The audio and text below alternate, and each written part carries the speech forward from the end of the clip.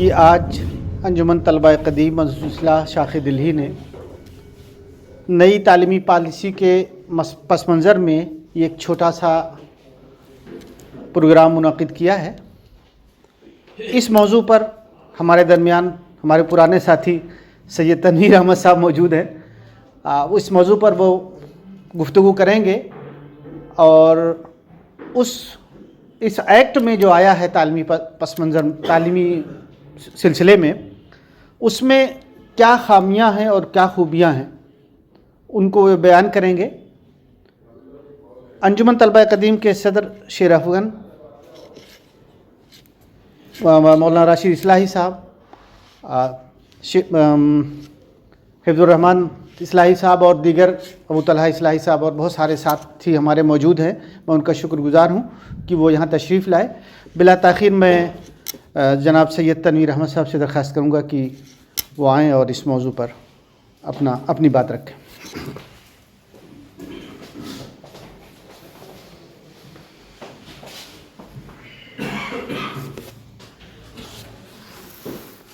औज़ु बिल्लाहि मिनश्शैतानिर्रजीम बिस्मिल्लाहिर्रहमानिर्रहीम अल्लमल इंसान मा लम यअलम सदक़ल्लाहु मौलाना अज़ीम। दानिश्वरान मिल्लत, अस्सलामु अलैकुम रहमतुल्लाहि व बरकातुहू। न्यू एजुकेशन पॉलिसी जो दरअसल है नेशनल एजुकेशन पॉलिसी 2020, उसके बारे में आप बहुत कुछ सुन चुके होंगे, पढ़ चुके होंगे। ये उसी तरह है जो एक हाथी की कहानी सुनाई जाती है। किसी ने सूंड को पकड़ लिया और कहा कि ये हाथी है। तो मिल्लत के दरमियान में भी और आम समाज में भी हम दीगर इदारों और ऑर्गेनाइजेशन से मिलते हैं, तो वहाँ पर भी इसको मुख्तलिफ अंदाज से समझा गया है। मैं यहाँ अपनी गुफ्तगू ऑडियंस के मुनासिबत से मदारिस के पस मंज़र में रखूँगा, वरना बात बहुत फैल जाएगी। क्योंकि पॉलिसी जो फ्रेम की गई है वो एक one of the best policy है। उस पॉलिसी में आप तालीम के हवाले से जो बातें सोच रहे हैं वो सारी की सारी शामिल हैं। हम और आप एक ख़ास नज़र फ़िक्र से ताल्लुक़ रखते हैं और हम ये चाहते हैं कि एजुकेशन शुड बी होलिस्टिक। तो NEP भी ये कहती है कि the approach of education should be holistic. तो आपका जवाब मिल गया। हम और आप चाहते हैं कि एजुकेशन वैल्यू बेस्ड हो, वो सारी बातें मौजूद हैं। इंटीग्रेटेड अप्रोच हो, वो भी लिख दिया गया है। तो ये पॉलिसी एक जाविये और एक नज़र से परफेक्ट पॉलिसी है। इसकी कई कमज़ोरियां हैं। मैं पॉजिटिव नोट से शुरू कर रहा हूं और कमज़ोरियों पर बाद में आऊँगा, क्योंकि हमको ये सिखाया गया इस्लामी कल्चर में कि हम बात पॉजिटिव रखें। किसी में 99 खराबियां हैं, एक अच्छाई है, तो कहा गया कि अच्छाई से उससे करीब होइए और उधर जाइए। तो हम उस फ़िलासफ़ी को मानने वाले हैं। आगे बढ़ते हैं। हमारी गुफ्तगू मदारिस के हवाले से होगी। मुख्तलिफ़ जगह ये उन्वान और ये मौजू दिया जा रहा है कि कौमी तालीमी पॉलिसी और मदारिस। अभी मैं बिहार के किशनगंज गया था, तो वहाँ भी एक टॉपिक दिया गया, इसी तरह का बड़ा इजलास था। कई जगह ये गुफ्तगू हो रही थी, राजस्थान में हुई वगैरह वगैरह। तो आज जो मदारिस का मसला है वो मदारिस का मसला NEP से कम है। इसका ज़्यादा ताल्लुक़ कॉन्स्टिट्यूशन से है और इस मुल्क के पॉलिटिकल इस्टेब्लिशमेंट से है। एज सच एनईपी मदारिस के ताल्लुक से कुछ नहीं कहती। अब ये कहा जा रहा है कि साहब उसमें ये कहा गया है, एनईपी के तहत ये हो रहा है। एनईपी खामोश है। सिर्फ एक जगह लिखा गया है कि मदारिस और ये जो हिंदू मैथोलॉजी के सेंटर्स होते हैं, क्या कहा जाता है, नहीं गुरुकुल तो बाद में एग्जिस्ट है, हाँ मठास समझिए, मैं सिनोनिम यूज़ कर ले रहा हूँ, उसमें उनकी तालीम को मॉडर्नाइज करने की कोशिश की जाएगी। इस एक सेंटेंस के अलावा और कहीं मदारिस का जिक्र नहीं। ओके, अब आइए कॉन्स्टिट्यूशन की बात। देखिए, मदारिस का मसला जो है बहुत पुराना मसला है और हमारे अकाबरीन और हमारे पास्ट पॉलिटिकल लीडर्स ने और मदारिस के ज़िम्मेदारान ने आगे का सोचकर आगे आने वाले हालात का शायद इतना इदराक उन्हें नहीं था। हम उसे मिस्टेक नहीं कह सकते, उस वक्त के हालात ऐसे नहीं थे और समझते थे कि सारी चीज़ें ठीक ही चल रही हैं और ठीक चलती रहेंगी। तो एक जो बुनियादी प्रॉब्लम है वो ये कि आर्टिकल 2930 में जो कहा गया है कि आप अपने तालीमी इदारे क़ायम कर सकते हैं, उसकी जो बहसें हैं, और अंबेडकर ने भी, या अंबेडकर की जो कमेटी थी उसने जो तफसीलात लिखी हैं, उन तफसीलात में रिलीजियस एजुकेशन का जिक्र नहीं है, मदारिस का जिक्र नहीं है। जिक्र ये है कि रिलीजियस माइनॉरिटीज के इंस्टीट्यूशन। तो आज भी उस आर्टिकल का प्रॉपर इंटरप्रिटेशन बाकी है।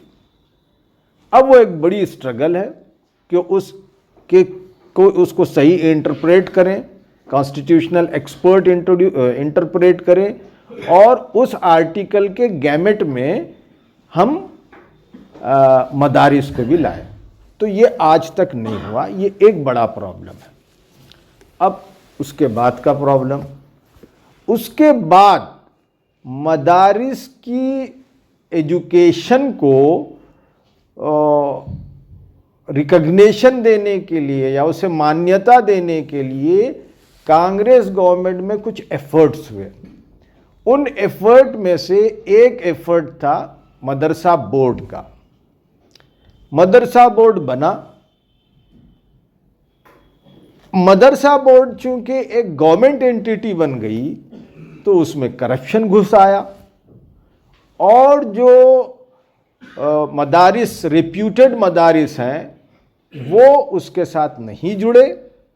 मिल्लत ने उसकी प्रॉपर निगरानी नहीं की, उसमें पार्टिसिपेशन प्रॉपर नहीं हुआ, तो वो पूरा मामला बिगड़ गया। अभी वो एग्जिस्ट करता है, लेकिन आसाम में उसको चैलेंज किया गया और उसको एंटी कॉन्स्टिट्यूशनल करार दिया गया। आसाम के मदारिस को जो बंद कर दिया गया, उसकी लड़ाई हम लोग लड़ रहे हैं।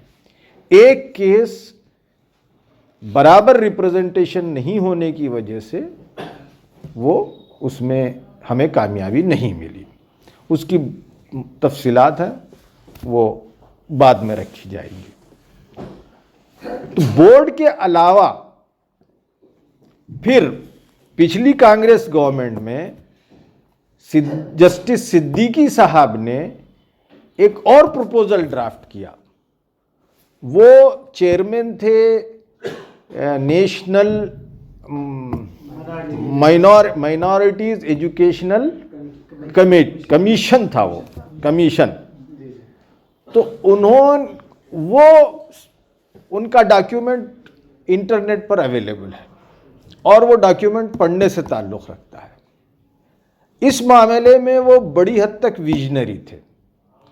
आपके इख्तलाफात हो सकते हैं, लेकिन उन्होंने भांप लिया था और उन्होंने बहुत अच्छा ड्राफ्ट तैयार किया था।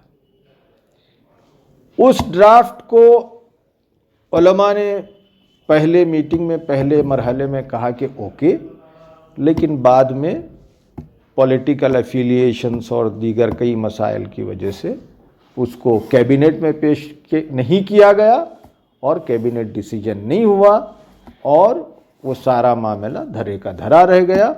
सिद्दीकी साहब ने रिज़ाइन कर दिया और वह मामला ख़त्म हो गया। वो भी हमसे बहुत बड़ी गलती हुई है। ठीक है, तो ये 2-3 हमारे पास्ट की चीज़ें हैं। अब आइए एनईपी वर्सेस मदरसा। जैसा कि मैंने कहा कि एनईपी में कुछ नहीं है, फिर प्रॉब्लम क्या है?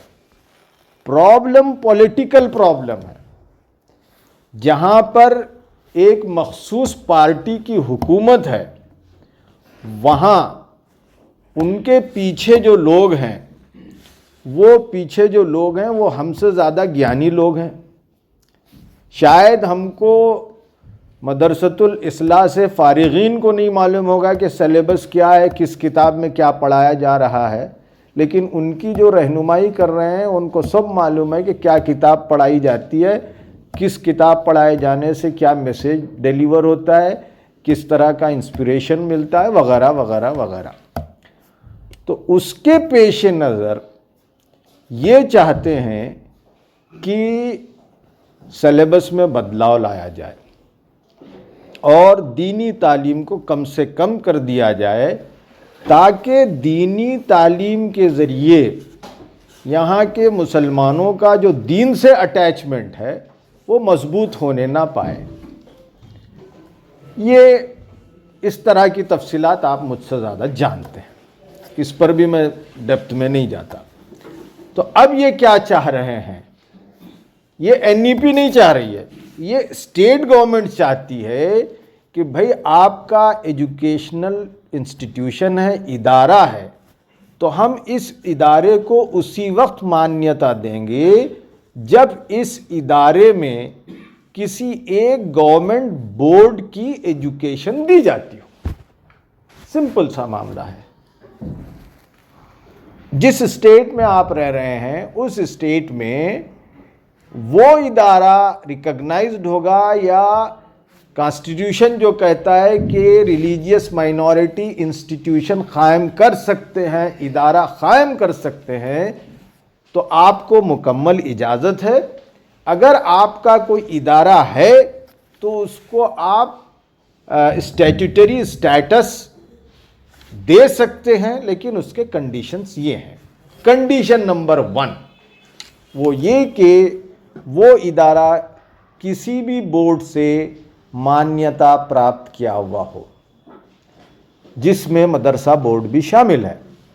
लेकिन इधर बाज़ स्टेट में मदरसा बोर्ड में एनरोलमेंट बंद कर दिया गया है, कई स्टेट में, लेकिन बाज़ स्टेट में अभी चालू है। वहाँ मदारिस का एनरोलमेंट हो रहा है, जिसमें प्रोमिनेंट है आंध्र प्रदेश। तो क्या होगा साहब अगर बोर्ड में नहीं हो रहा है?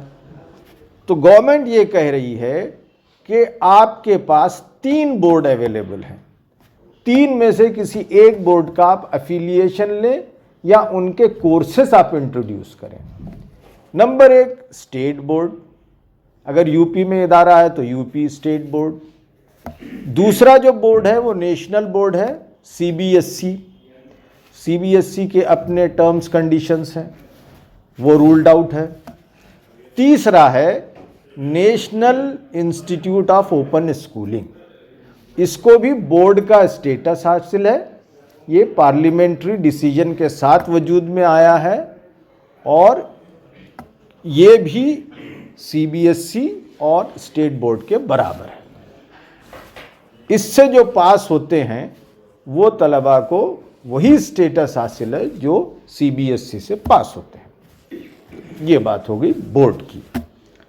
अब सीधे सीधे आते हैं कि साहब यूपी स्टेट बोर्ड के साथ एफिलिएट करना मुश्किल है, वो रूल्ड आउट। सीबीएसई से वो भी रूल्ड आउट। तो मदारिस के लिए क्या ऑप्शन बच जाता है? मदारिस के लिए NIOS एक ऑप्शन खुला हुआ है। NIOS के साथ मदारिस को कैसे इंटीग्रेट किया जा सकता है? बहुत सिंपल प्रोसीजर है। वो दरअसल मदारिस के ज़िम्मेदारान कुछ अपने अंदर रिजेक्शन की ऐसी कैफियत पैदा कर लिए हैं कि हम अपने इस सिलेबस के अलावा कुछ नहीं पढ़ाएंगे। ये सिलेबस हमारा बस प्रोटेक्टेड है और इसमें किसी किस्म की भी तब्दीली दीन में तब्दीली के बराबर मुमकिन है, इस तरह तसव्वुर की जा रही है। इस्लाम में नहीं होगी, मगर दीगर हम मदारिस वालों से बात करते हैं तो इस तरह का एटीट्यूड सामने आता है। अभी मैं फला गया था तो समझाया कि कितना आसान है। जब ये आसानी बताई जाती है तो कहते हैं कि इतना आसान तो नहीं होगा, कुछ तो साजिश होगी। यानी हम तो साजिश को बुनने और साजिश को, हाँ वो क्या कहते हैं, कॉन्स्पिरेसी थ्योरी तो हमारे पास बहुत आसानी से फ्लोरिश हो जाती हैं। कोविड से लेकर हर मामले में यहूदी तो बैठा हुआ ही है हमारी मदद के लिए। साजिश जब भी थ्योरी बनती है तो मिल जाता है वहाँ से कुछ ना कुछ। बहरहाल तो ये है कि NIOS बोर्ड, बल्कि किसी भी बोर्ड के लिए ये ऑब्लिगेटरी है कि वो मिनिमम मैट्रिक 5 सब्जेक्ट के साथ पास करे। इंडियन एजुकेशन सिस्टम में आज की तारीख तक जो अहम पड़ाव होता है तालीम का वो मैट्रिक होता है। और अब फला, इस्लाह और दीगर इदारों से जो स्टूडेंट डायरेक्ट BA वगैरह कर लिए हैं, बाज़ जगह वो नौकरी करते हैं तो उनको पूछा जाता है कि भाई आपकी मैट्रिक की सर्टिफिकेट कहाँ है। तो अब मैट्रिक की सर्टिफिकेट गोया बहुत अहम हो चुकी है। Immigration check required not required में भी मैट्रिक की, हाँ मैट्रिकुलेशन ज़रूरी है ना सर? पासपोर्ट नहीं बन रहा, हाँ इसलिए अब मुश्किल हो रही है। तो मैट्रिक फिल वक्त तक एक अहम पड़ाव है। NEP अगर इम्प्लीमेंट होती है तो NEP ने कैटेगराइजेशन अलग कर दिया है और वो कैटेगराइजेशन है 5+3+3+4, यानी foundation education, nursery, LKG, UKG, grade 1, grade 2, ये 5 होंगे। और ये 5 एजुकेशन डिपार्टमेंट के तहत नहीं होंगे, child and family welfare department के तहत होंगे। Okay, +3 grade 3, grade 4, grade 5, +3 6, 7, 8, +4 9, 10, 11, 12 and grade 12 जो आज सीनियर सेकेंडरी कहलाता है, ग्रेड 12 का ही बोर्ड एग्जामिनेशन होगा। 10th का बोर्ड एग्जामिनेशन खत्म। तो अभी लेकिन ये कैटेगराइजेशन इंप्लीमेंट नहीं हुआ, क्योंकि इंप्लीमेंटेशन लेवल पर प्रॉब्लम ये हो रहा है कि SSLC का बोर्ड बना हुआ है, फिर 12वीं का अलग बोर्ड बना हुआ है। अब उन दोनों के एम्प्लॉयज़ को अमालगमेट करना है, मिला देना है, तो वो बहुत सारे मसाइल होते हैं गवर्नमेंट के।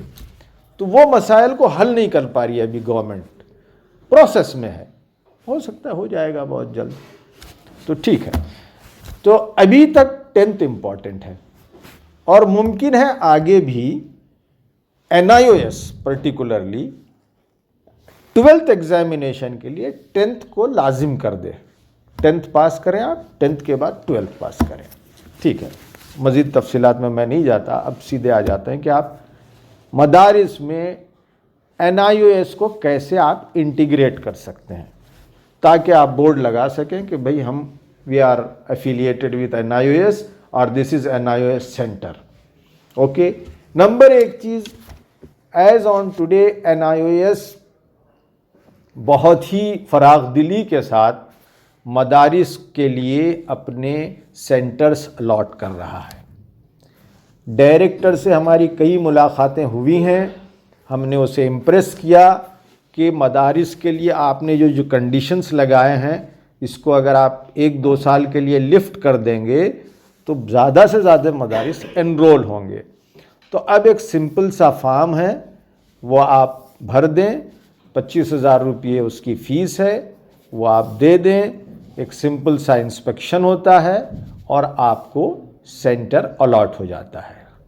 सेंटर पहले मैट्रिक का अलॉट होता है जिसे वो सेकेंडरी कहते हैं, फिर उसके बाद सेकेंडरी के एग्जामिनेशन को आप कंडक्ट करने के बाद सीनियर सेकेंडरी का फिर अलॉट किया जाता है, लेकिन प्रोसेस आसान है। अब आइए उसकी पेपर और एकेडमिक्स पर मैं कुछ बोलता हूँ हल्का फुल्का। मैट्रिक के लिए 5 सब्जेक्ट आपको पास करना ज़रूरी है। अभी हमने एक रिप्रेजेंटेशन दिया है और कोशिश चल रही है, परसुएशन हो रहा है, लॉबिंग हो रही है कि एक इस्लामिक स्टडीज़ सब्जेक्ट को भी इंट्रोड्यूस किया जाए। डायरेक्टर ने कहा है कि हम करेंगे ज़रूर, इस पर गौर जारी है। 5 सब्जेक्ट मैट्रिक के लिए ज़रूरी हैं।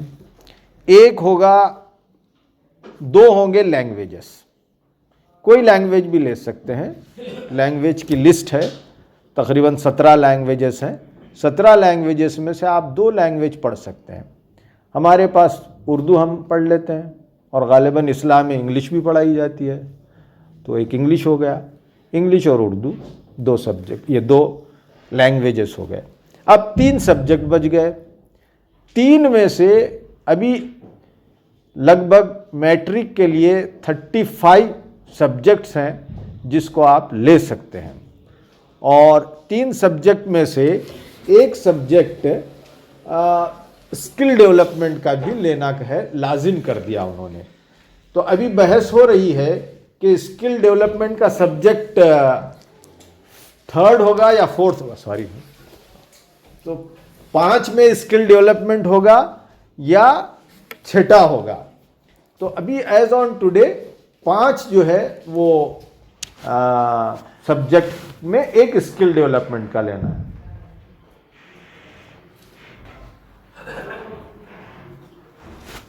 अब 5 सब्जेक्ट में साइंस फैकल्टी के भी हैं और आर्ट्स फैकल्टी के भी सब्जेक्ट्स, ह्यूमैनिटीज के भी हैं।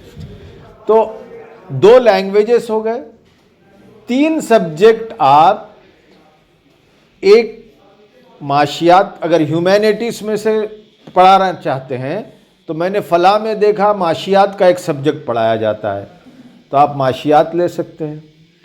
उसके अलावा अब रह गए 2 सब्जेक्ट। मैथ्स पढ़ाई जाती है फला में, इस्लाम में भी पढ़ाई जाती है, तो आप मैथ्स कर सकते हैं। फिर एक और सब्जेक्ट रह गया। अब इस एक सब्जेक्ट के लिए मेरा मशवरा ये होता है कि हम तलबा की काउंसलिंग करें। अगर तलबा चाहते हैं कि वो अपनी फर्दर एजुकेशन आर्ट्स फील्ड में, ह्यूमैनिटीज़ में ले जाना चाहते हैं, तो वो कोई ह्यूमैनिटीज़ का सब्जेक्ट ले लें, साइकोलॉजी है, इकोनॉमिक्स है, हिस्ट्री है, वगैरह वगैरह। या साइंस फैकल्टी में जाना चाहता है आगे चलकर बच्चा, तो आप साइंस ले सकते हैं। साइंस एक सब्जेक्ट मौजूद है। और अगर वो साइंस फैकल्टी में जाना चाह रहा है तो आप माशियात, इकोनॉमिक्स को निकालकर बेसिक कंप्यूटर्स को ले सकते हैं। बेसिक कंप्यूटर का भी सब्जेक्ट है, और अक्सर मदारिस में अब कंप्यूटर सिखाया जाता है, और वैसे भी सिखाना चाहिए, चाहे NEP की तलवार लटके या ना लटके। तो कंप्यूटर तो जानना ज़रूरी है। तो कंप्यूटर तो हम सिखा ही देते हैं। कंप्यूटर सिखाते हैं, इंग्लिश सिखाते हैं, उर्दू सिखाते हैं, बेसिक मैथ सिखाते हैं। अब सिर्फ सवाल 1 या 2 सब्जेक्ट का रहता है, मोस्टली एक ही सब्जेक्ट का रहता है। तो इतने आप एडिशनल पढ़ा देंगे तो बच्चे को आपके पास जो भी सिस्टम है आलमियत या फजीलत का, तो बच्चे को आप आलमियत के साथ 10th का एग्ज़ाम भी पैरेलल दिलवा सकते हैं। आज अगर मदरसा नहीं दिलवाता एग्ज़ामिनेशन, तो मेरा ये ऑब्ज़र्वेशन है कि कई बच्चे प्राइवेट स्टूडेंट के तौर पर वो एनरोल कर रहे हैं, और मदरसे के एग्ज़ामिनेशन से ज़्यादा अहमियत उसको देते हैं, लीव लेते हैं, एब्सेंट रहते हैं, जाकर एग्ज़ाम दे रहे हैं। मदरसा अरेंज नहीं कर रहा है लेकिन तलबा कर रहे हैं। तो अगर हम कर देंगे तो हमको एडवांटेज मिलेंगे, बच्चे भी रहेंगे और आपका जो इंस्टीट्यूशन है वो इंस्टीट्यूशन गोया सरकार की नज़र में वैलिड इंस्टीट्यूशन, रिकॉग्नाइज्ड इंस्टीट्यूशन बना रहेगा। तो ये तो रहा मैट्रिक का मामला। मैट्रिक के बाद +2 का होता है। +2 का एग्जामिनेशन वो मैट्रिक एग्ज़ाम पास करने के 2 साल बाद होता है। स्टूडेंट के लिए एग्ज़ाम तो हर साल, हर एकेडमिक ईयर में 2 बार होते हैं, अप्रैल में होते हैं और अक्टूबर में होते हैं। NIOS का ये कमाल और ब्यूटी है कि वो साल में 2 बार एग्ज़ामिनेशन कंडक्ट करता है, चाहे बच्चा अप्रैल में एग्ज़ाम लिखे, चाहे बच्चा अक्टूबर में एग्ज़ामिनेशन लिखे। तो मैट्रिक का एग्ज़ाम पास करने के बाद 2 साल के बाद वो +2 का एग्ज़ाम लिख सकता है। यानी कि आप फजीलत या तो मुकम्मल कर लेते हैं बाय दैट टाइम, या आप तकरीबन जो भी सिस्टम है आपका उसमें 2 साल निकाल लिए हुए होते हैं। मैट्रिक एग्ज़ामिनेशन के लिए आपको जब एग्ज़ाम लिख रहे हैं उस समय कैंडिडेट की उम्र 15 साल हो जानी चाहिए, ये एक कंडीशन है। इसी तरह अगर 12th का एग्ज़ाम लिख रहे हैं तो 17 साल कंप्लीट कर देना चाहिए। तो 2 साल बाद आप 12th का एग्ज़ाम लिख सकते हैं। 12th के एग्ज़ामिनेशन में भी इसी तरह 5 सब्जेक्ट होंगे और जो सब्जेक्ट आपने मैट्रिक में लिए थे उसी सब्जेक्ट को आप ले सकते हैं। उसके एडवांस वर्जन होंगे। साइंस स्ट्रीम में फिर डिवीज़न हो जाएगा, आप केमिस्ट्री, बायोलॉजी, मैथ्स, फिज़िक्स ये सारे सब्जेक्ट ले सकते हैं। ह्यूमैनिटीज़ में फिर आपकी और चॉइस बढ़ जाएगी, आप बहुत सारे उसमें सब्जेक्ट हैं वो ले सकते हैं। 12th अभी ये देखने में आता है कि मदरसा बैकग्राउंड के अक्सर तलबा 90% तलबा वो आर्ट्स यानी ह्यूमैनिटीज़ में जाते हैं। साइंस में इसलिए नहीं जाते हैं कि यूनिवर्सिटीज़ साइंस फैकल्टी में उनको अलाउ नहीं करती हैं। अगर हम NIOS के ज़रिए 12th का एग्ज़ामिनेशन साइंस के ज़रिए दिलाते हैं तो हमारे बहुत सारे मदारिस के तलबा साइंस के स्ट्रीम में भी आगे बढ़ सकते हैं और जिस तरह आर्ट्स में वो कमालात दिखा रहे हैं उसी तरह साइंस की फैकल्टी में भी वो कमालात दिखा सकते हैं। जब ये बात की जाती है तो बाज़ हमारे दानिश्वरान और मदारिस के ज़िम्मेदारान ये कहते हैं कि भाई आप बच्चों को भटका रहे हैं, मदरसे के क़याम का मकसद ये नहीं था कि हम किसी को डॉक्टर बनाएं, इंजीनियर बनाएं वगैरह वगैरह, ये सब आप क्या कर रहे हैं, क्या कह रहे हैं। तो मैं उनसे माज़रत चाहते हुए उस मौजू को मैं टच नहीं कर रहा। उस मौजू पर भी बात हो सकती है कि हम उनके मकसद को डिस्टर्ब नहीं कर रहे हैं।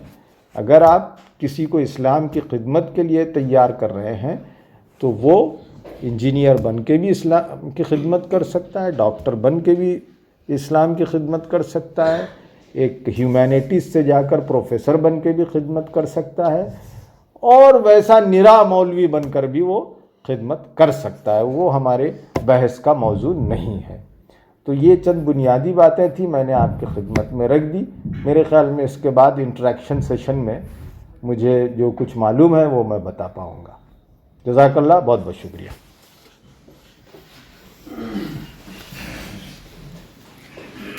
बहुत बहुत शुक्रिया तनवीर साहब। कोई कुछ पूछना चाहे या कोई सवालात है तो वो करे ताकि बात खुल जाए।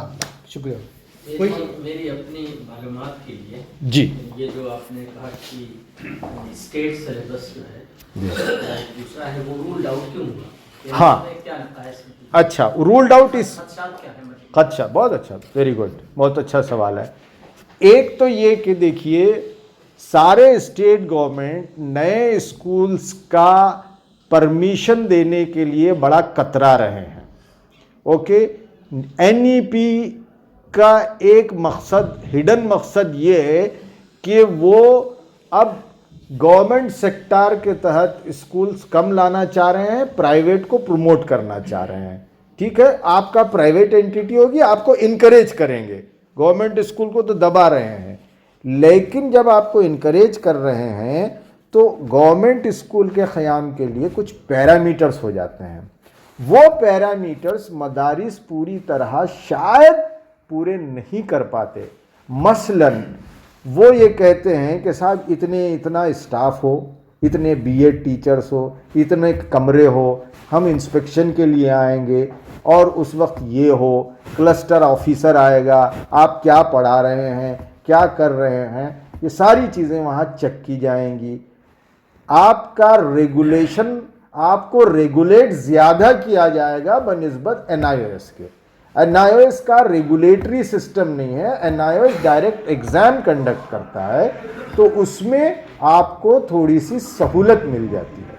यही NIOS में जो कंडीशन आप कह रहे हैं कि आपने उनसे ये रिक्वेस्ट करी, जी, आप लोगों ने तो उनसे 2-1 साल के लिए दरगुजर करें आप, ताकि रजिस्ट्रेशन हो सके, वो क्या कंडीशन हो सकती है जो इससे डिफरेंट है?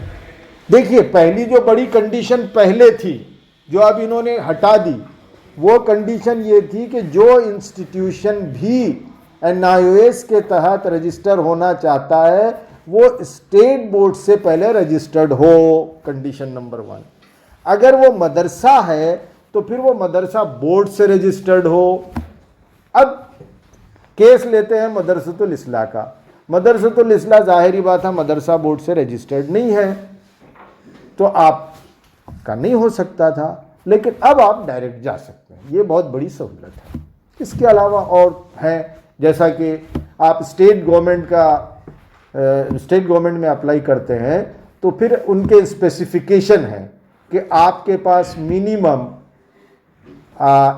अलग अलग स्पेसिफिकेशन है। अगर शहर है तो 1 एकड़ की लैंड हो, मदारिस में तो खैर लैंड होती ही है, ग्राउंड हो, बिल्डिंग का साइज़ इतना हो, ओके, इतने क्लासरूम हो, क्लासरूम का डायमेंशन 18 × 22 फीट हो, ये सारी चीज़ें अप्लाई होती हैं। CBSE में भी यही हो? जी, CBSE में भी यही हो? CBSE में थोड़ा सा और पैरामीटर्स ऊंचे हैं जी। जैसा क्लासरूम का जो साइज़ है इधर 18 × 22 है, उधर 20 × 22 है, ऐसे हैं। प्लेग्राउंड वगैरह की? हाँ, प्लेग्राउंड है, बाथरूम है, सॉरी टॉयलेट्स हैं, वॉशरूम्स हैं, यानी इतने तलबा पर इतने हो, ख़वात लड़कियों के लिए अलग हो, लड़कों के लिए अलग हो, लैब हो, तो ये सारी चीज़ें हैं। स्टेयर केस है आपके पास तो स्टेयर केस की विड्थ इतनी हो, वो सारी कंडीशंस हैं। रेगुलेशन में जब आपकी नज़र में या आपकी मालूमात के मुताबिक कितने ऐसे मदारिस होंगे जो एफिलिएशन दे चुके हैं उसे? किससे? NIOS से बहुत तेज़ी के साथ ऐसे बढ़ रहे हैं। मेरी मालूमात मदारिस की नहीं है, मैं चाहे तो कल लेके दे सकता हूँ। मेरी मालूमात 2 दिन पहले की स्टूडेंट के हवाले से हैं। स्टूडेंट का एनरोलमेंट बड़ी तेज़ी से बढ़ा है। अभी 7,000 स्टूडेंट एनरोल हुए हैं। मदरसा ऐसा है जिसने एफिलिएशन लिया हुआ हो? अभी बहुत है, यहाँ बैठे हैं नाजिम साहब, डॉक्टर साहब, इनका मदरसा लिया है, जामत सालहात। फला ने ले लिया है, हाँ फला ने ले लिया, डॉक्यूमेंट्स मेरे साथ हैं। मेरा स्कूल है गार्डन पब्लिक स्कूल, तो मैंने भी ले रखा है। अरे माशाल्लाह, तो आप मेरे से अच्छा बोल सकते हैं। हाँ, जमीयतुल उलमा ने एक MOU साइन किया है, लेकिन अब वो MOU की अहमियत ज़्यादा बाकी नहीं रही। वो MOU ये था कि अगर कोई मदरसा एफिलिएटेड नहीं है और उसके पास सेंटर नहीं है तो उसके तलबा जमीयतुल उलमा के थ्रू अप्लाई कर सकते थे। लेकिन अब जमीयतुल उलमा का जो MOU है वो ज़्यादा वैलिड इसलिए नहीं रहा कि अब NIOS ये कह रहा है कि आप डायरेक्ट आ जाइए, हम दे देंगे आपको।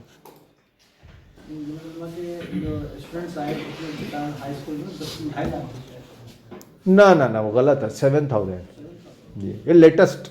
इसके नुकसानात क्या हैं? एक फायदे आपने बताए, मतलब छुपे हुए क्या नुकसानात हैं? फायदे ही नहीं, मजबूरी बताइए।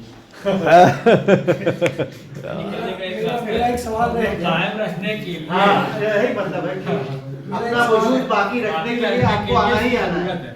जी, मेरा सवाल ये है कि आप कहते हैं कि जो CBSE बोर्ड है और UP बोर्ड है, इन लोगों के रेगुलेशन से दिक्कत है।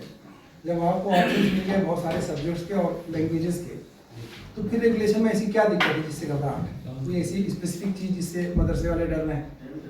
अगर आपके पास सब्जेक्ट तो ऑप्शन है, आप इनमें से ये ले सकते हैं, सही है, रास्ता खुला हुआ है, सही है, जबानें बहुत सारी आपके पास है, आप जो चाहें चूज कर सकते हैं, रास्ता खुला सही हुआ है। है।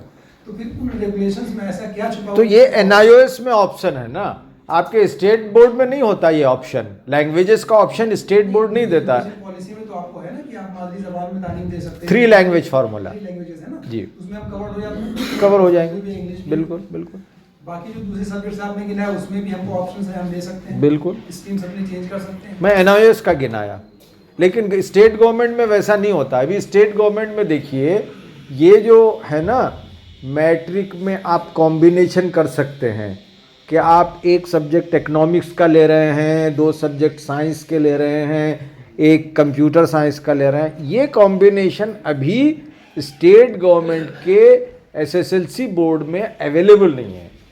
वहाँ तो एक ही 6 सब्जेक्ट पढ़ाए जाते हैं। उसके बाद जब आप मैट्रिक पास करके 11वीं और 12वीं में जाते हैं तो वहाँ 3 स्ट्रीम हो जाते हैं। आप या तो PUC 11th साइंस में जाएंगे, या 11th आर्ट्स में जाएंगे, या 11th कॉमर्स में जाएंगे। लेकिन NIOS की ब्यूटी ये है कि आप वहाँ भी कॉम्बिनेशन लेकर एक सब्जेक्ट कॉमर्स का भी ले सकते हैं, और 12वीं के बाद आप MBA भी कर सकते हैं, मतलब BBA कर सकते हैं। MBA तो पोस्ट PG कोर्स है। ये तो एग्जिस्टिंग है ना,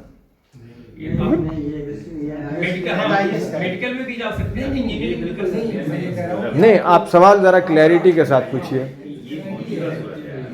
मौजूदा सूरत हाल में आप 3 तरफ जा सकते हैं जी, CBSE बोर्ड में ले लीजिए एग्जाम्पल के तौर पर। सही। ये CBSE और स्टेट बोर्ड का मैं कह रहा हूँ सिस्टम जो आज मौजूदा है। अगर ये पॉलिसी नाफिज हो जाती है, जो हाँ। एजुकेशन पॉलिसी जी। तो क्या ये सूरत हाल बदलेगी या यही रहेगी? ज़रूर बदलेगी। जरूर बदलेगी। NEP ये कहती है कि जिस तरह NIOS में ऑप्शन हैं, उसी तरह के ऑप्शंस एक स्टूडेंट को ग्रेड 9 से मिलना चाहिए। जी। और ग्रेड 9 से उन्होंने स्किल डेवलपमेंट का भी इंट्रोड्यूस किया है। ओके, की सूरत हाल और इसकी सूरत हाल बहुत मुख्तलिफ नहीं रह जाएगी शायद। नहीं रहेगी। NIOS का फायदा ये है कि आपको जो बिल्डिंग है, एरिया है, हाँ। रजिस्ट्रेशन वहाँ है, वहाँ जो लोग इसको पूरा कर रहे हैं मैं उनके लिए पूछ रहा नंबर हूँ। 2 NIOS का एक फायदा और है कि एक रजिस्ट्रेशन 5 साल के लिए होता मैं है। कन्फाइन कर रहा हूँ रेगुलेशन तक। हाँ, बराबर। रेगुलेशन में ऐसा क्या है जो खौफ है इतना? अब देखिए, रेगुलेशन में सबसे बड़ा खौफ ये है कि आपको बहुत सारे जो क्या कहते हैं कि स्टैट्यूटरी कंप्लायंसेस रहते हैं वो आपको देना पड़ेगा। ओके, बार बार BEO आपसे रिपोर्ट पूछेगा, और आपको ज़मीन का जो मामला है, प्लेग्राउंड वाला वो है, क्लासरूम वाला मामला है। अभी NEP ये कहती है कि आप अकाउंट लगा दें बाहर, ये सब है। लेकिन मैं आपके सवाल से थोड़ा मुत्तफिक इसलिए हूँ कि अगर आप चाहते हैं कि अपने स्कूल में, अपने मदरसे में स्टेट गवर्नमेंट के रजिस्ट्रेशन के साथ स्कूल चला सकते हैं, तो वो भी कर सकते हैं, बल्कि वो NIOS से बेहतर ऑप्शन है। लेकिन मदरसे वाले नहीं चाहते, इसलिए मैं उसको नहीं कहा। कुछ तो ऐसा होगा ना, जो खौफ है वो ये है कि उनकी अपनी आइडेंटिटी जो है, जिनके जो मकासद है establishment देखिए, खौफ सिर्फ हमारा रेगुलेशन हिट करता है, ये मेरा नहीं, specific- खौफ हमारा परस्यूट खौफ है। अब यहाँ वो भाई साहब स्कूल चला रहे हैं, अब उनको क्या खौफ है बोलिए? मैं 35 स्कूल चला रहा हूँ गवर्नमेंट के, मेरे को कोई खौफ नहीं है। ये खौफ तो हमारा अपना, क्या कहते हैं कि एक हमने पैदा कर लिया है। हाँ। कोई स्कूल का नहीं मसला है, वो जैसे मिसाल के तौर पर आप मैट्रिक में जब सारे सब्जेक्ट पढ़ाएंगे तो हम जो इतना हैवी अपना सिलेबस रखे हुए हैं उसको कैसे एडजस्ट करेंगे? असल जो खौफ है एक हाँ, तो ये है, ये सही है, ये सवाल सही है। एक प्रॉब्लम ये है। दूसरे खौफ ये है कि अगर स्टेट बोर्ड आता है तो हम जो ये सिलेबस अपना पढ़ा रहे हैं वो धीरे धीरे उसको उस पर पाबंदी भी लग सकता है। नहीं, पाबंदी तो ऐसे भी लग सकती है। हाँ, वो तो लग सकती है। नहीं, जैसे मैं खौफ जो कह रहे जी। हैं कि वो खौफ इस तरह का है। एक तो सबसे बड़ा मसला है कि इतने हैवी, दोनों हैवी हो गए। दोनों बात दोनों को कैसे- वो भी बात अहम कैसे है, adjust उसके साथ साथ दूसरी एडजस्टमेंट कैसे होगा? हाँ देखिए बात आप इस तरह ये से चल रहा हूँ। वही बात कर रहा हूँ मैं। देखिए ये जो कहा जा रहा है ना कि हेवी है, मेरे ख्याल में इस पे थोड़ा सा वर्कआउट करना चाहिए। अभी जो नई जनरेशन है उनका जो कॉग्निटिव लेवल है, पढ़ने की जो सलाहियत है, वो पिछली जनरेशन से बहुत अच्छी हो गई है और बच्चे ज़्यादा से ज़्यादा सब्जेक्ट पढ़ सकते हैं। इसमें इतनी उनमें इतनी कैपेसिटी है। ओके, एक बहुत बड़ा माहिर लिसानियात गुज़रा है, क्या नाम उसका, रशियन था, आप लोग जानते होंगे, मैं नाम भूल रहा हूँ फिल वक्त। वो ये कहता है कि साहब 7 साल तक बच्चा जो है 7 ज़बानें सीख सकता है, उसमें इतने पोटेंशियल्स रहते हैं। अच्छा, साउथ इंडिया में आप जाइए, अब हमारे घर में बच्चे कन्नड़ा भी बोलते हैं, थोड़ी तमिल भी सीख लेते हैं, उर्दू तो है ही है, हिंदी भी आ जाती है थोड़ी, फिर इंग्लिश मीडियम में पढ़ते हैं, इंग्लिश भी आ गई, यानी चलते फिरते 4-5 लैंग्वेज तो बच्चा सीख रहा है। तो बच्चे की जो कैपेसिटी है वो 7 लैंग्वेजेस की है। हम उस पोटेंशियल को पूरी तरह एक्सप्लॉइट नहीं कर रहे हैं। तो मेरा ये मानना है कि अगर हम सही एक्सप्लॉइट करेंगे तो इसको इंटीग्रेट करना कोई मुश्किल काम नहीं है, नंबर 1 चीज़। नंबर दूसरी चीज़, दूसरी तरफ क्या हम इस पर गौर कर सकते हैं कि हमारा जो मदारिस का सिलेबस है उसमें से अगर कोई चीज़ इर्रेलेवेंट है, जिसकी फिलवक्त कोई अहमियत नहीं है, बहुत सारा नॉलेज दुनिया में जो है अपसोलेट हो जाता है। ओके, हमको खौफ खाने की ज़रूरत नहीं है कि भैया हम पुराना क्यों पढ़ाएं, ये क्यों छोड़ें हम, ये तो हमारी बड़ी ये है वो है। ओके, उसको बच्चे बाद में पढ़ लेंगे। अब हम ग्रेजुएशन के बाद बहुत सारी चीज़ें पढ़ लिए आउट ऑफ शौक। ओके, आप बास चीज़ें डिग्री के लिए रखें और बहुत सारी चीज़ों को आप निकाल सकते हैं। ये मेरा दूसरा सजेशन। तीसरी बात, आई एम सॉरी, तीसरी बात ये है कि मैं जब फलाह में जाके 3 दिन रह के एनालाइज किया तो प्रॉब्लम हमारा टाइम टेबल में भी है। टाइम टेबल को आप थोड़ा सा साइंटिफिक बनाएं तो आप पूरे सब्जेक्ट कवर कर सकते हैं। अमेजिंग, बड़ी मेरे को हैरत हुई कि 35 मिनट की घंटी है और जैसा कि अरेबिक लैंग्वेज है, अब Arabic language modern fashionable schools में पढ़ाई जा रही है, तो अरेबिक के लिए 1 घंटी होती है। ओके, अब हमारे पास जो है सर्फ के लिए 1 घंटी, नहू के लिए 1 घंटी और उसकी हिस्ट्री के लिए 1 घंटी, फला। क्या हम पूरा मिलाकर 1 घंटे में कोई ऐसी तरतीब बनाए मॉडर्न कि जिसके ज़रिए आप लैंग्वेज पढ़ा दें और अच्छी पढ़ाएं? तो इस तरह बहुत सारा हो सकता है, उस पर वर्कआउट करना पड़ेगा। डॉक्टर साहब कुछ बोल रहे थे जी। उसमें प्रॉब्लम ये है जी कि वो लेवल स्कूल का है, जी लेवल स्कूल का है। जो हमारा स्टेट सब्जेक्ट होगा या किसी भी बोर्ड का, वो तो स्कूल लेवल का है, लेकिन जो हम मदरसे की अपनी एजुकेशन जो सिलेबस है वो यूनिवर्सिटी लेवल का है। उसमें कंट्राडिक्शन यहाँ नहीं ये बात नहीं, ऐसा नहीं है। ऐसी है कि हमने जो मॉडर्न अप्रोचेज हैं या मॉडर्न रिसर्चेज हैं उनको ना देखा ना उनका मुताला किया, हमको मैं उसकी बात नहीं कर रहा हूँ, तैयार है। मैं उसकी बात नहीं कर रहा हूँ, जो है उसकी अभी बात। आप अगर मिसाल के तौर पर आपका जो आलिम का कोर्स है, अगर वो यूनिवर्सिटी लेवल का कोर्स थोड़ी है, कहीं नहीं यूनिवर्सिटी नहीं, देखिए स्कूल लेवल का अल्टीमेटली डिस्कशन यहाँ बॉइल डाउन हो जाता है कि अगर आप रिकॉग्नाइज करता है तभी तो वो एवी में डायरेक्ट आपको एडमिशन देता है। नहीं, ठीक है, देखिए इसीलिए वो कई पीरियड होते हैं, वरना स्कूल लेवल का अगर रखा जाए तो 1 पीरियड काफी होगा। नहीं, देखिए आपका जो कोर्स है वो यूनिवर्सिटी लेवल का इसलिए नहीं है कि आप जो रिकग्निशन लेते हैं या एफिलिएशन लेते हैं यूनिवर्सिटी से, वो बात सब्जेक्ट की बुनियाद पर लेते हैं, पूरे कोर्स की बुनियाद पर थोड़ी लेते हैं। आप समझ रहे हैं? लेकिन रिकॉग्नाइज तो वो आप उसी लेवल पे है। आप एफिलिएशन आपके सब्जेक्ट की बुनियाद पर करते हैं, सब्जेक्ट की बुनियाद पर। आपका आलिम जो है वो मास्टर्स के लिए एफिलिएट नहीं होता, ग्रेजुएशन के लिए एफिलिएट होता है। नहीं बीए के लिए वो एफिलिएट था, मींस कि अगर आप सर्टिफिकेट करके आते हैं तो आप डायरेक्टली एडमिशन बहुत अपग्रेडेड है, जो सिलेबस है मदारिस का है बहुत अपग्रेडेड है, बहुत हाई लेवल है। वो तो ये लेवल माना जाता है, लेकिन हमारा जो सिलेबस है वो इतना हैवी है कि वो यूनिवर्सिटी लेवल का है। ठीक है, देखिए इस प्रॉब्लम यहाँ इस मजलिस में हम डिटेल्स तय नहीं कर सकते नहीं, हैं। इस मजलिस में या इस तरह के और भी मजालिस में सबसे पहले आपको ये डिसीजन लेना पड़ेगा कि क्या हम अपने मदरसे को अब जैसा चल रहा है वैसी चलाएंगे या इसको प्रोटेक्ट करने के लिए हम NIOS से इसको इंटीग्रेट करेंगे। अगर ये उसूली फैसला होता है तो फिर उसके डिटेल्स के लिए और आप मीटिंगें रखिए, उसमें हम हाजिर होंगे। अच्छी बात है। ये होगा, पहले ये तय करना है। अब आप डिटेल्स में फंस जाएंगे तो मुश्किल है। तनवीर साहब ये बताइए कि ये जो नई पॉलिसी है जी यानी सिलेबस के अलावा क्या उस पॉलिसी में कोई ऐसी चीज़ भी है कि जिसमें मदरसे की इंतज़ामिया यानी उसमें उस पर भी वो असरअंदाज होगी या बात शराइत हैं कि कुछ लोग उसमें दाखिल किए जाएं, चाहे वो हुकूमत के हों या पब्लिक से हों?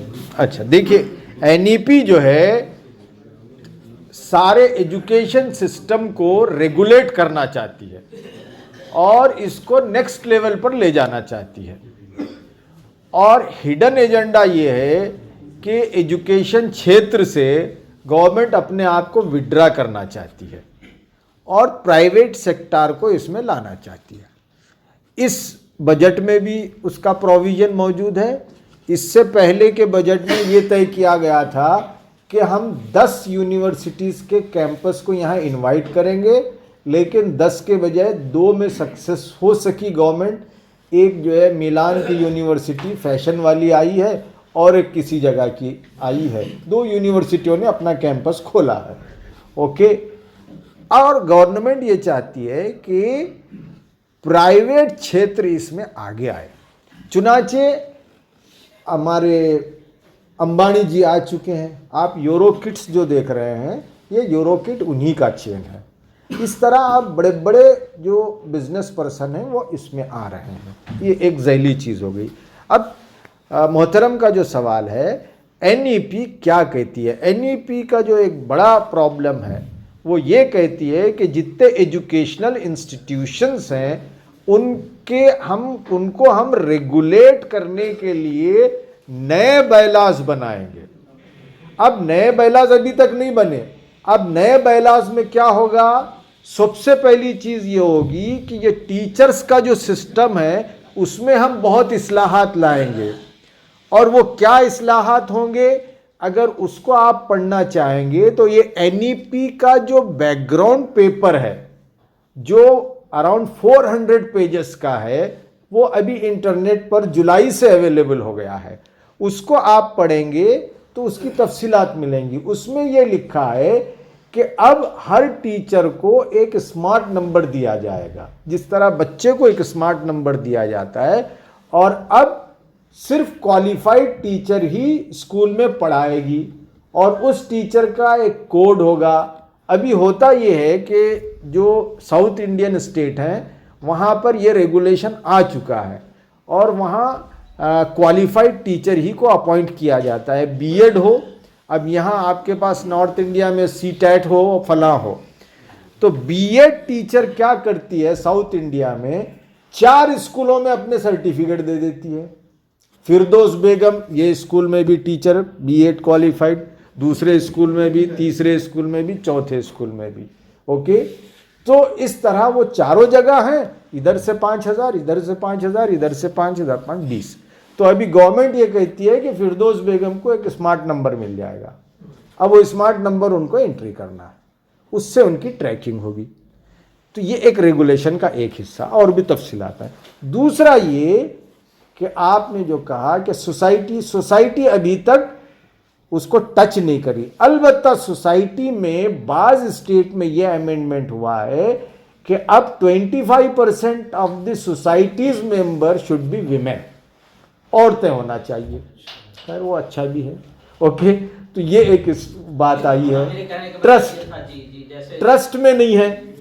अच्छा, और एक बात बोलता हूं फिर आपकी सुनता हूं।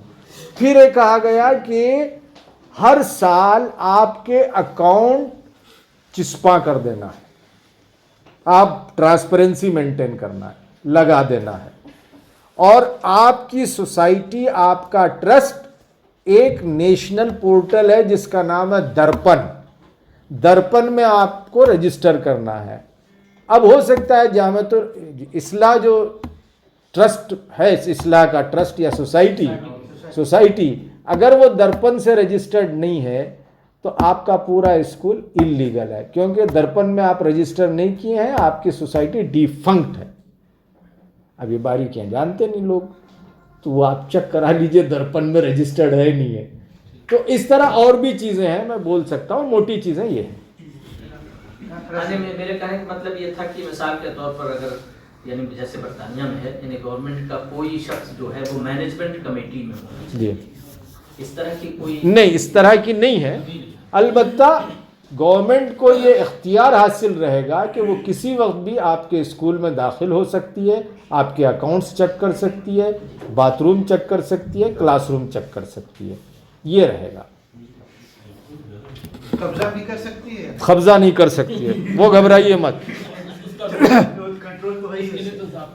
हाँ, टीचर्स की कंडीशन एनआईओएस के साथ भी होगी। एनआईओएस के साथ टीचर्स की अभी कंडीशन उन्होंने आयद नहीं की है, रिलैक्सेशन दी है। उनका ये कहना है कि NIOS is a self learning system और इसमें बच्चा हमारे आईसीटी की मदद से सीखता है। चुनाचे उनकी वेबसाइट पर ग्रेड 5 से ग्रेड 12 तक सारे लेसन्स हैं, लर्निंग मटेरियल है, सेल्फ लर्निंग मटेरियल है और बहुत अच्छा मटेरियल है, वीडियोस हैं। और लर्निंग जो थी उसके फायदे और नुकसान अभी हम जान नहीं सके, मतलब सिर्फ हम मदरसे का और वो सब अभी तक देते हैं, उसके फायदे क्या, उसके नुकसान क्या है, ये अभी समझ। असल में क्या है कि उसके लिए एक अलग लेक्चर रखिए, या आप यूट्यूब पर जाके मेरा लेक्चर देख लीजिए, बड़ा शानदार है, वो 1.5 घंटे का है। अब मैं बोलूँगा तो शायद आप अकेले बचेंगे, बाकी के लोग खुदा हाफिज करके निकल जाएंगे। ओके, इसलिए अगर ऑर्गेनाइजर चाहते हैं तो बोलना शुरू करता हूँ।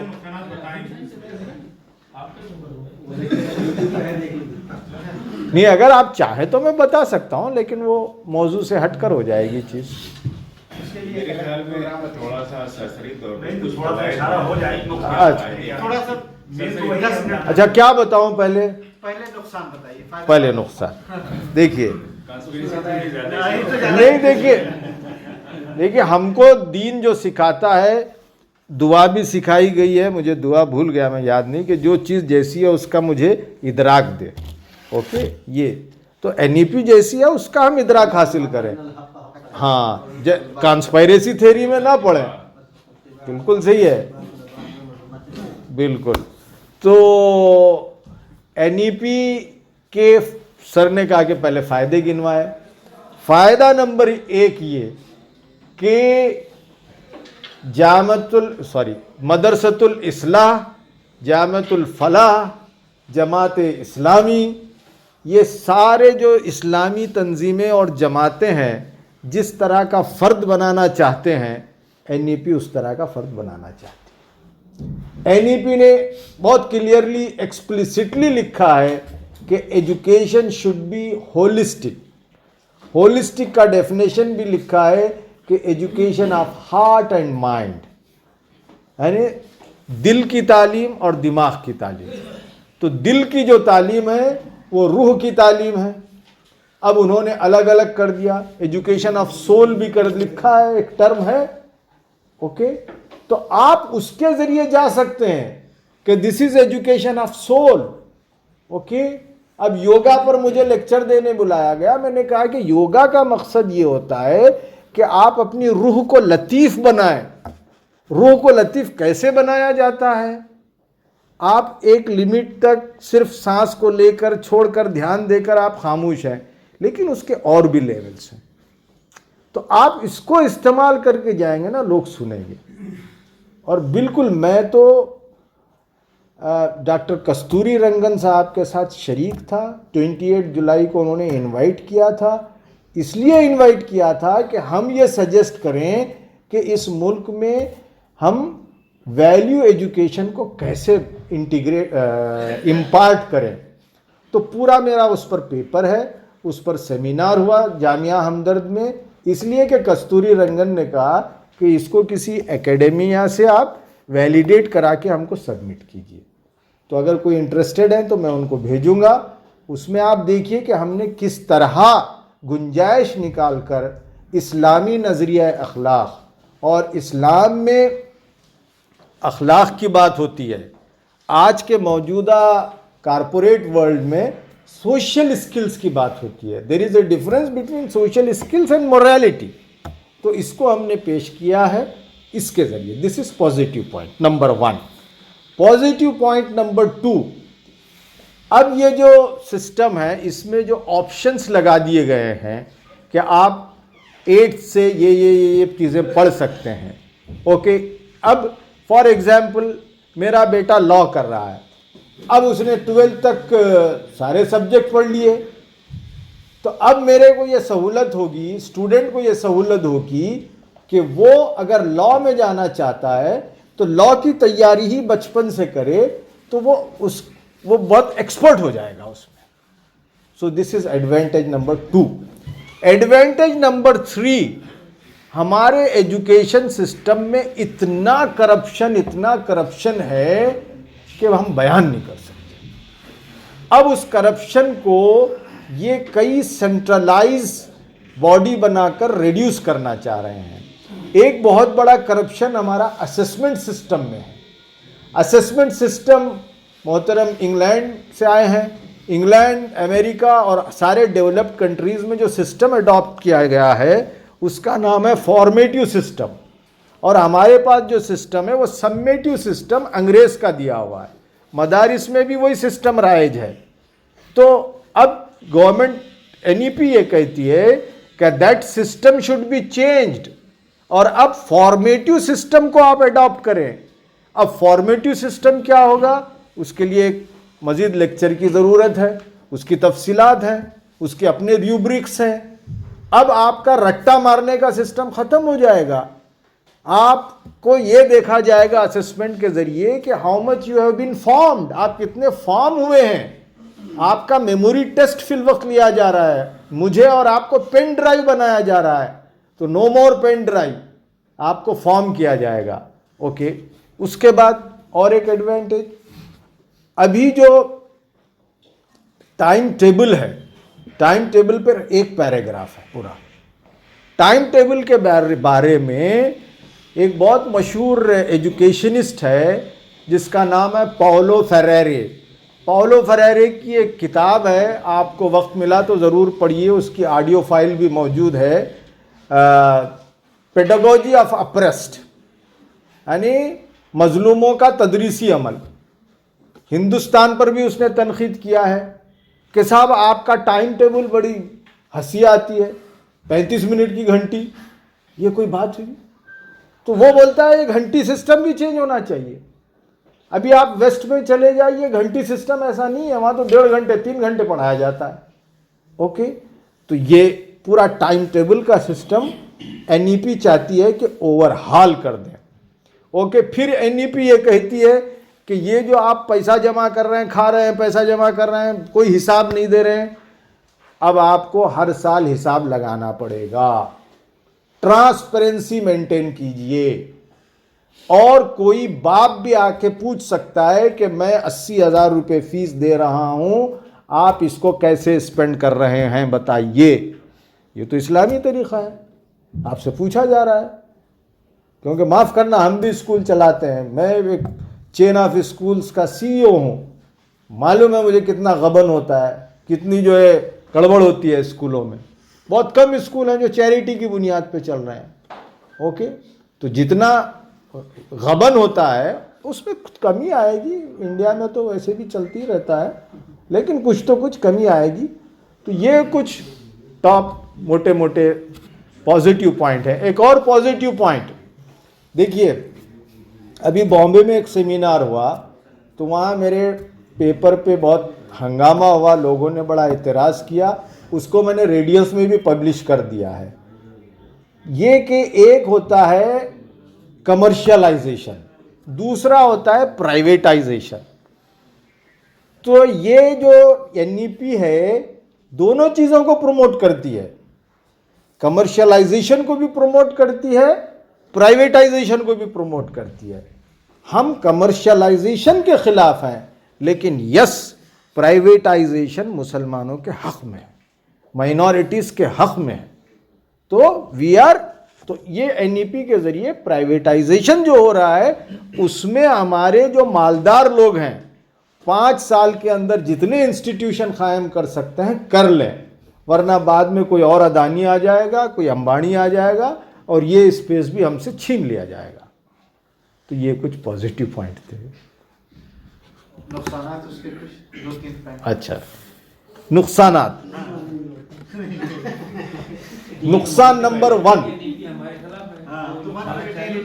जी हाँ, नुकसान नंबर 1 देखिए, ये NEP को ज़्यादा डिज़ाइन किया है इंटरनेशनल बॉडीज़ ने, UNO ने, इसलिए आप देखेंगे उसमें जो टर्मिनोलॉजी हैं वो इंटरनेशनल टर्मिनोलॉजी ज़्यादा आई हैं।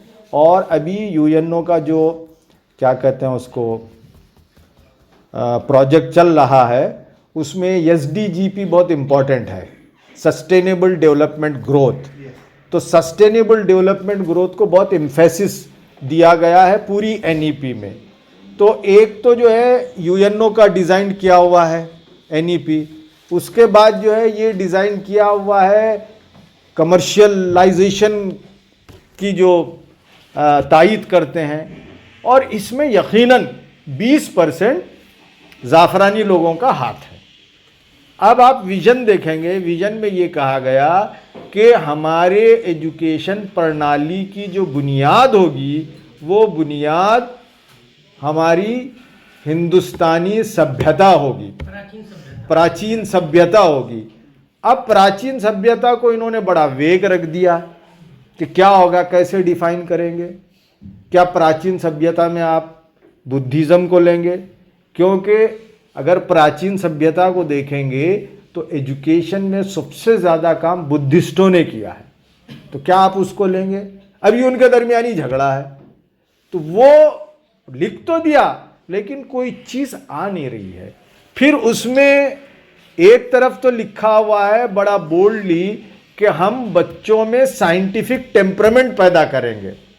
एक तरफ ये साइंटिफिक टेम्परामेंट की बात हो रही है, दूसरी तरफ हिंदुस्तानी सभ्यता की बात के तहत ये कहते हैं कि गणेशा प्लास्टिक सर्जरी के ज़रिए पैदा हुए थे। तो आपका साइंटिफिक टेम्परामेंट कहाँ गया? आप कैसा एम्पिरिकल डेटा के ज़रिए इसे प्रूव कर रहे हैं? नहीं कर रहे हैं आप। तो यहाँ कॉन्ट्राडिक्शन की वजह से उनका जो विजन और मिशन है वो कहीं ना कहीं प्रॉब्लम में आ गया है। तो अब ले दे के क्या कर रहे हैं, ये हिस्ट्री को डिस्टॉर्ट करने की कोशिश कर रहे हैं।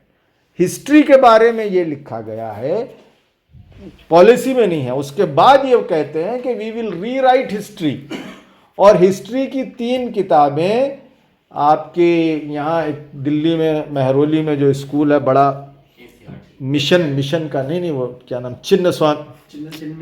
चिन्मया मिशन ने तैयार कर लिया है। और चिन्मया मिशन ने 28 जुलाई को कस्तूरी रंगन को पेश भी कर दिया 3 किताबें। जब बाद में मैं पता किया दूसरे सेक्रेटरी से, तो उन्होंने कहा कि कस्तूरी रंगन साहब ने रिजेक्ट कर दिया उसको, क्योंकि वो साइंटिफिक टेम्परामेंट के आदमी हैं। लेकिन हो सकता है जबरदस्ती ला लेंगे, कुछ भी कर लेंगे, हाँ कोई भी करेंगे, कुछ भी करेंगे। तो ये नेगेटिव पॉइंट है, ओके, मोटे मोटे नेगेटिव पॉइंट। बाकी हुक्मुल वतनी का इजहार आप ऐसे ही करेंगे, ये इम्प्लीमेंटेशन निकल वो हो सकता है, जो पोलिटिकल प्रॉब्लम आप कह रहे थे शायद। बहुत बहुत शुक्रिया। ये कवर होता है और कुछ पूछना है बस, या बात करना है? क्या पूछ रहे हैं सर? देखिए तो अच्छा, बिल्कुल हाँ, देखिए बस खत्म। IOS हो या CBSE हो या जो लोग भी हो, कल को आपके एप्लीकेशन के बाद आपसे ये कहा गया था हमारा बंदा जा रहा है, वो ये तय करेगा और हमें रिपोर्ट देगा कि आपका जो हुक्मुल वतनी का जज्बा था उभर के आया नहीं, वो तरीका गलत था, कि आप अल्फाज गलत थे। देखिए कर लीजिए, यही हमारी रूह है, यही होलिस्टिक है। देखिए ऐसा है कि हमको इस देश में रहना है, तो इस देश में चौमुखी लड़ाई लड़ना पड़ेगा आपको। आप आपको एजुकेशन में भी लड़ना पड़ेगा, आपको पॉलिटिकल फ्रंट पे भी लड़ना पड़ेगा। आपके जो सवालात है ना वो पॉलिटिकल फ्रंट से ज़्यादा रिलेटेड है। आप डिस्पेंशन चेंज कर दीजिए, हालात चेंज हो जाएंगे। अरे आप वकील हैं, माफ़ करना, मैं इब्ने वकील भी हूँ और अबू वकील भी हूँ। तो ये है साहब, उसका एनईपी से ताल्लुक़ कम है, वो पॉलिटिकल क्वेश्चन है आपका। अगर मदारिस तीनों बोर्ड में से किसी में से एफिलिएशन नहीं इतना करा, हाँ, ऑलरेडी जो यूनिवर्सिटी से रिकॉग्निशन है तो ऑटोमेटिकली नल एंड वाइड हो जाएगा वो। नहीं, मैं ऐसा भी नहीं कह सकता। कितने दिन चलेगा, क्या नया सर्कुलर यूपी गवर्नमेंट लाएगी, वो अनप्रिडिक्टेबल है। तो सेंट्रल गवर्नमेंट नहीं, ये आप देखिए, education is a state subject. Education जो है वो स्टेट का मैटर होता है, तो स्टेट गवर्नमेंट सर्कुलर निकालेगी, स्टेट गवर्नमेंट रूल बनाएगी, सेंट्रल गवर्नमेंट पॉलिसी बनाई है। एनईपी कोई लीगल डॉक्यूमेंट नहीं होता, that is policy document and that can not be challenged in the court of law. University में जो रिकॉग्निशन है मदरसों का वो चलेगा। लेकिन सीईटी के बाद क्या रहेगा कुछ नहीं मालूम ना। नहीं, अभी तो सीईटी को हमने किया, हमने रिप्रेजेंटेशन दिया जमात की तरफ से, न्यूज़पेपर में आया और हमारी वजह से जो है वहाँ करेक्शन हुआ सारा। अभी सॉफ्टवेयर जो बना है, सॉफ्टवेयर में प्रोविजन है मदारिस के लिए। एक चैलेंज होगा उसको क्वालिफाइड टीचर्स रिप्लेसमेंट का एकदम से हो जाएगा बिल्कुल ही, तो नहीं, वो ये बहुत बड़ा चैलेंज आएगा सामने। हाँ, हो सकता है। देखिए, अगर आपने अपने आप को चेंज करके अकोमोडेट कर दिया और सेशन करा दिया, बिल्कुल सही, वो तो एकदम से कंडीशंस फॉलो करने में सारा स्टाफ कैसे चेंज करेंगे, क्या होगा? नहीं, वो सारी चीज़ें ऐसी हैं कि उसके बारे में कुछ कहना मुश्किल है। मैं तो ऑब्जेक्टिवली चीज़ों को रख दिया सर, इसकी वर्किंग पे थोड़ा सा मैं ऑब्जेक्टिवली रख दिया। अब आपको अगर आप कोई इशारा करेंगे इसके साजिशी पहलू बताइए, तो मैं इतने अच्छे साजिशी पहलू बताऊंगा कि आप सारे खुश होकर चले जाएंगे। नहीं, आप सब जगह हैं, होते रहेंगे, कोई भी चेंजेस आते हैं तो होते हैं, लेकिन चेंजेस के साथ साथ एक बहुत बड़ा चैलेंज होगा अकोमोडेट करने का। बिल्कुल बिल्कुल, वो तो टीचर्स बहुत सारे कहाँ से आएंगे, क्या होगा, तो जितनी जल्दी आप तैयार होंगे। हाँ भाई, तैयार करिए ना। मसला हमारा ये है कि हमको डिग्री भी चाहिए, हमको माल प्रैक्टिस भी चाहिए, हम मदरसों में बच्चों को रोकते नहीं है, रिटेन करने की पॉलिसी होती नहीं, वहाँ तो बच्चा पास ही होते जाता है। अब वैसी चले ये भी सिस्टम, तो ये तो गलत है, नहीं होना चाहिए ये। हाँ हाँ, पॉलिटिकल वो अलग है, लेकिन इससे हट के ये है कि आपकी तैयारी कितनी है, कि आप वो तो देखिए हर मामले में तैयारी की ज़रूरत है। आज के ज़माने में तो आपके घर के कागजात आपको ठीक रखना है, आपके कागजात ठीक रखना है। और ये जो रेगुलेशन की बातें हैं ना, ये बीजेपी को नहीं, आपको भी हुकूमत सौंपेंगे तो आप भी ये करेंगे। भाई ये तो सही गवर्नेंस है ना, आप रेगुलेट करना नहीं चाहेंगे, ऐसे ही छोड़ देंगे लोगों को। हमको तो माफ़ करना, कोई कांग्रेस से ताल्लुक़ रखता है तो कांग्रेस ने ख़राब कर दिया हमको, है ना।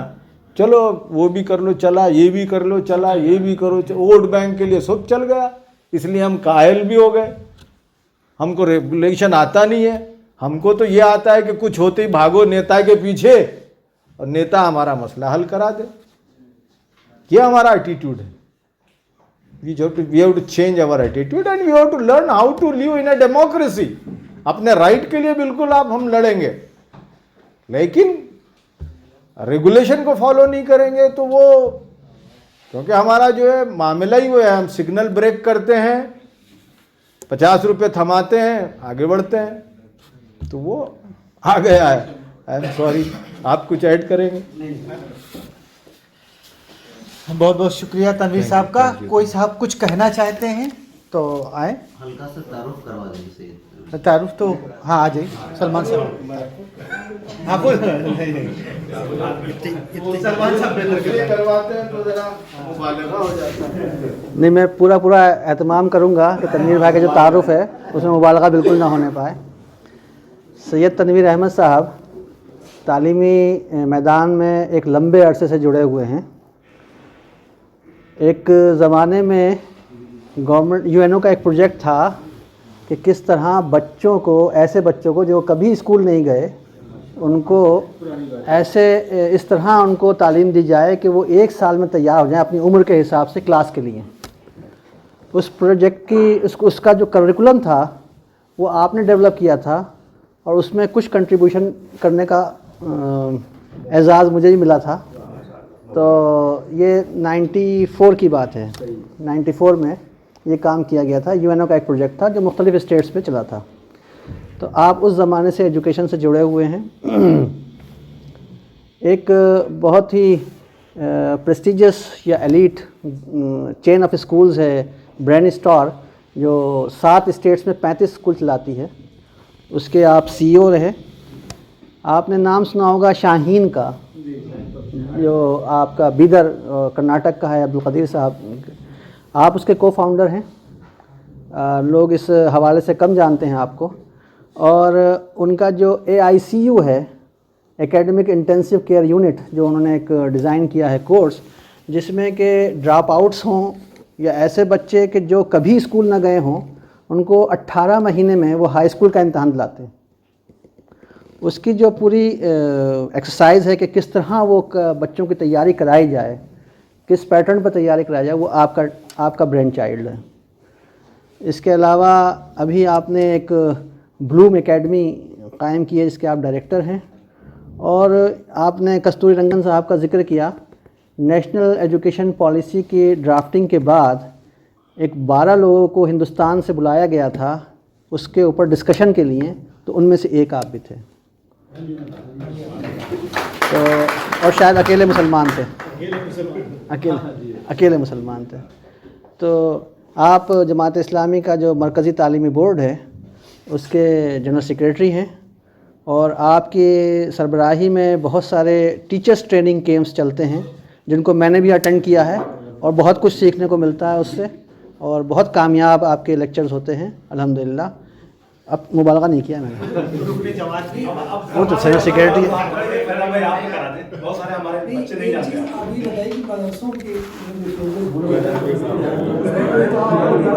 जी कर रहे हैं, हम कर रहे हैं। हमारा पास जो सैंपल है उसका इंशाल्लाह जामिअत सालिहात उसका सैंपल बन के आएगा। जामिअत सालिहात उसका सैंपल बन के आएगा। हमने वहाँ काम शुरू कर दिया है जी। और तनवीर भाई भी जामिअत सालिहात की जो कमेटी है मेंबरान की, उसकी इंतज़ामिया कमेटी, उसमें आप भी ने भी अपनी हमारी दरख्वास्त कबूल करते हुए उसके मेंबर हो गए हैं अब। तो आप भाई, मेरा नाम मेरा नाम सलमान असद है और मदरसतुल इस्लाह से मेरा ताल्लुक़ ये है कि मेरे वालिद साहब इस्लाही थे। मौलाना मोहम्मद यूसुफ इस्लाही साहब रहमतुल्लाह अलैह, वो मेरे वालिद थे। और मैंने इस्लाह से इस तरह सीखा कि अपनी बाप की गोद में पला जो इस्लाही थे। तो ये मेरा इस्लाह से दिली ताल्लुक़ है, जज्बाती ताल्लुक़ है। और बाकी ये है कि इसी खिदमत में लगा हुआ हूँ। इस फिलवक्त मुझे जामिअत सालिहात का नाज़िम मुंतखब कर लिया गया है रामपुर में वालिद साहब के बाद, तो वहाँ खिदमत अंजाम दे रहा हूँ। बाकी अपना मेरा कारोबार है दिल्ली में, और बस इतना काफ़ी है। बहुत बहुत शुक्रिया तनवीर साहब का भी, सलमान साहब का भी। मैं अंजुमन तलबा क़दीम मजलिस शाख दिल्ली के सदर शेर अफगन एडवोकेट से दरख्वास्त करूँगा कि वो आएँ और इज़हार तशक्कुर।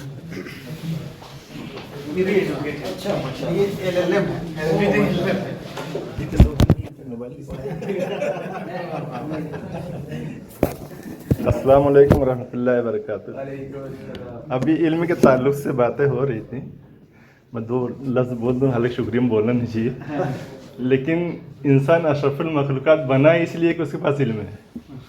अल्लाह ताला ने कहा फरिश्तों से, अल्लमा आदम अस्मा कुल्लहा, जो इल्म दिया अल्लाह ताला ने इसीलिए अशरफुल मखलूक़ात बना।